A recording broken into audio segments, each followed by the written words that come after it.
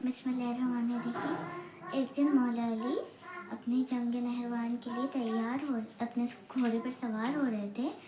तभी वहाँ पर एक नजूमी आया और नजूमी ने मौला अली से कहा कि मौला अली, आप ये जंग ना लड़िए, आपके सितारे गर्दिश में हैं, आप ये जंग बुरी तरीके से हार जाएंगे।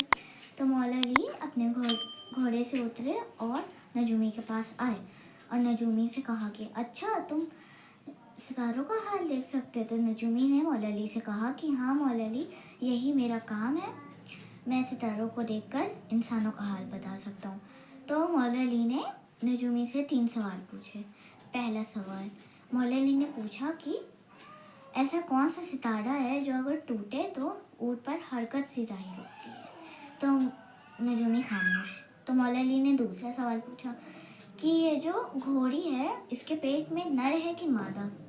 तो नजूमी फिर खामोश। तो मौला अली ने तीसरा सवाल पूछा कि ये जो मेरा घोड़ा है, इसके पैर के नीचे एक चीज़ है, बताओ वो चीज़ क्या है।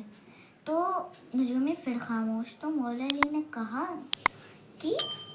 ने फिर नजूमी से कहा कि जब तुम ज़मीन पे होने वाली चीज़ों को नहीं बता सकते तो तुम आसमान की बात कैसे कर सकते हो। तो मौला अली ने नजूमी से कहा कि मैं अली तुम्हें बताता हूँ कि ये जंग अली की ज़िंदगी की सबसे कामयाब जंग होगी। मेरी तरफ के 10 लोग भी शहीद नहीं होंगे और मुखालिफ की तरफ के 10 लोग भी नहीं बचेंगे।